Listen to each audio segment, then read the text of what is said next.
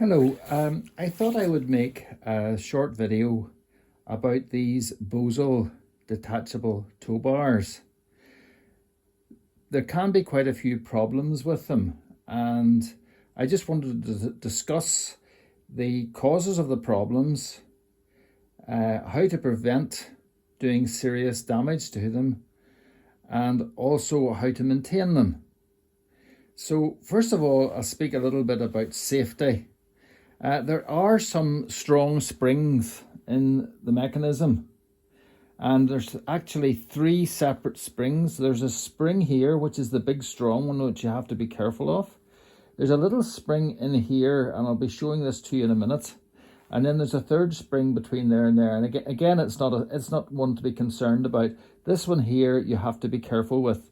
And my advice to you is to wear a pair of goggles, wear a pair of sturdy gloves when you're doing this, and never point the working end of this towards your face if you're releasing something here. So it's just common sense, really. It's not particularly dangerous, so you don't really have to worry. The problem I would say to you is whenever you go to put this back in, it's quite awkward, it's quite fiddly to get this back under tension again. And usually what I would do is to push it against the vise and put, my body weight behind it until I get it far enough to engage the little mechanism. But it's a bit fiddly, so I won't be demonstrating that today because it could take 10 minutes trying to get it back in. All right, so first of all, simple safety device, pair of goggles if you're taking something apart, and a decent pair of gloves to put on. I'll put these on now. I have a pair of glasses on, so I'm not going to do that. I'm not going to put on the safety goggles. I have glasses on at the moment. Right, so first of all, I'm going to demonstrate the correct way to mount and to dismount one of these tow bars. One of the big problems that people run into is that they go to take it off, they're not 100% sure what they're doing, and because it won't come off easily, they try to force it. And sometimes they even take something like a pair of mole grips to try to force the handle around. Now that is a disaster with one of these, and I'll explain to you why. This little part here is a cogwheel that fits in here, and it meshes with teeth on this part of it. I'll show you now the teeth that it meshes with. So it meshes with those teeth. Now that's made of aluminium and that's made of stainless steel.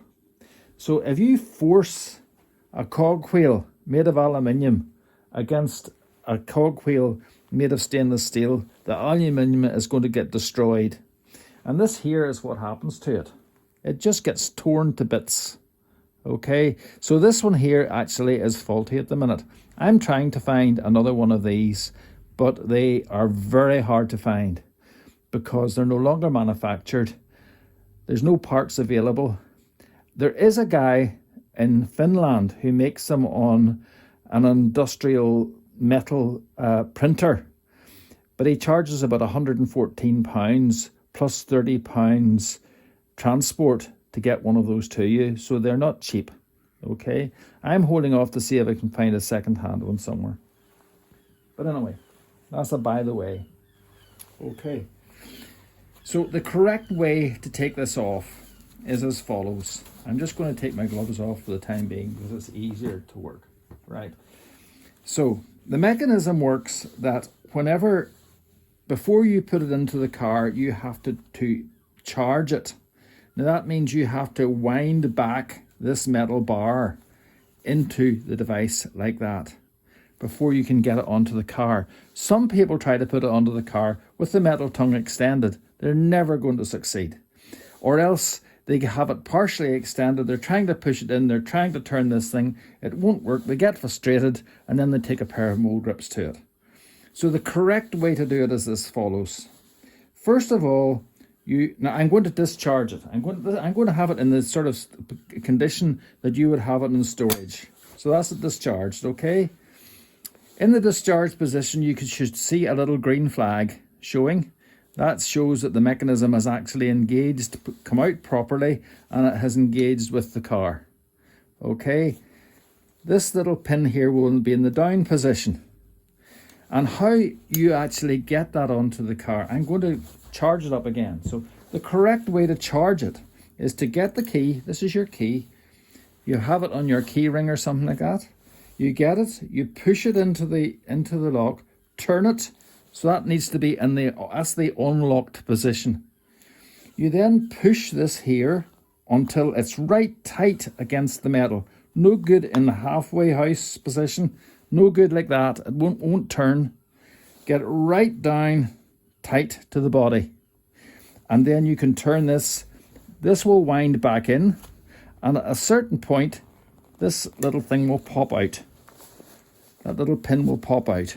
The tow bar is now ready to fit to the car. So what you do now is you slide it in to the holder in the car. And when you have it fully slidden into there's like two little circular grooves that this just pops up tight against. When you have it tight against the car, you gently pull back. And by pulling back, that pushes this down and that will fire that out. Now, you must make sure that it is actually locked in green. This one here's this top here's a little bit loose and it fires on past the green. I just need to make sure that I can get it onto the green. And it must show green if it's properly fully engaged. Okay. So that is the process for actually putting it on and taking it off. Now I'm going to show you how I would dismantle this to grease it and keep it in good condition. Okay, so you need a Phillips type screwdriver and a Torx type screwdriver. Okay, so the first thing you want to do is this little tag here comes off. So something like the blade of a knife, slide it in underneath, lift it up. Okay, this here, now you will notice that before I do this, I would like to get this in the locked position. The reason for that is if I do that, the tension is off.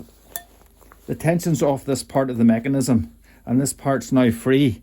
So there's no tension on it. So if I start taking it apart, nothing springs out or anything because this is held in position by this little pin.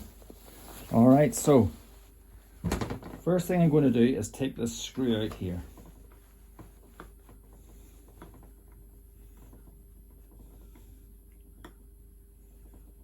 It is important that you actually do put it in the locked position before you start taking this apart, otherwise it will spring apart on you. So as I lift this, you can see underneath here, I have a little spring.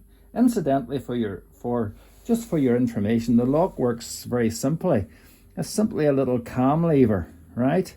When you turn that into that position, when you turn it into what I would call the unlocked position, that all lines up around the edge.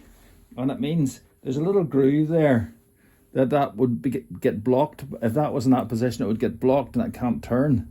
So by doing that there, it opens it up so it drops in tight and then you can turn it. Okay, so my next thing I want to do is I've got this off. The next thing I want to do is to take this part off. And this allows me access to the mechanism below. All right. So that there comes off like a little collar. You'll see that on the collar, I must actually clean that up because that's a little bit dirty. But this is what happens. Dirt gets in there. So a little bit of a spray with a cleaner or something like that there would remove all that dirt, and that prevents stickiness and it prevents it not turning. And one of the big problems is because this sometimes gets sticky, people can't push it fully down. And then if you try to turn it when it's not pushed fully down, it jams. Then they resort to brute force, and the brute force destroys the little pins. Now this pin here is a healthy pin. Incidentally, the reason that I bought this tow bar, which doesn't fit my vehicle, the reason I bought it was because I was looking for one of these. Now, unfortunately, I discovered that even though these two tow bars basically are the same manufacturer and basically look the same, in fact, they're not the same. This is slightly shorter, okay, and more importantly, this cam is a little bit bigger. You'll see if I compare this with this, they look very similar, but they're just different. They're not just exactly the same, unfortunately. So this was no use to me. I will be selling this again. But if somebody had a tow bar like that there, in that shape, by Bosal, they probably would be the best way to try to get one of these is to buy a second-hand one that has been guaranteed to be working, and that's how you would get your part, okay? So anyway, that's what this looks like. Now, what you want to do at this stage is grease up all the mechanisms. Make sure there's plenty of grease on the mechanisms, and if there was any little flakes of metal or anything like that there, which can happen, just with general wear and tear, get those all out, because any little loose piece of particles of metal in that are going to actually damage the thread when every time you go to use it. So give it a good clean and re-grease it. I would use something like a silicone or lithium based grease. Something that doesn't attract too much dirt is the best type of grease to use. Now again, this part of the mechanism can be taken out, and now that there has got a wee bit sticky, so I'm going to basically clean that off.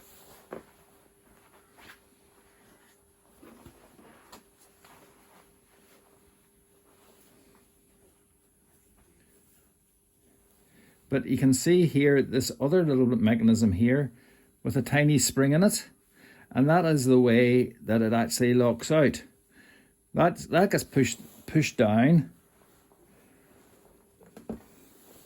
and in here.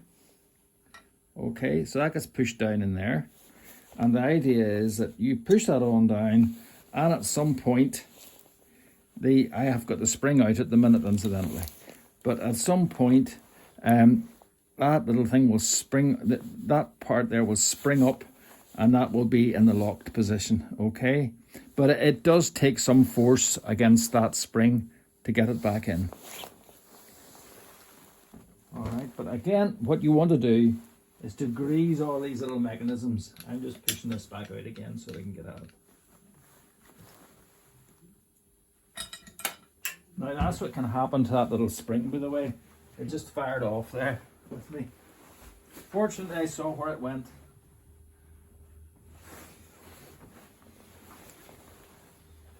So that's something to be aware of. Good idea to have something like, if you're taking these things apart, good idea to have something like a towel or something wrapped around it, so that if it does spring out, you don't end up searching all around your garage for the parts. So that's really not much else to say. You give it a good greasing with a good quality grease, clean up any dirt that's around it, and put it back together again. And that's how you take apart and service a Bosal detachable tow bar.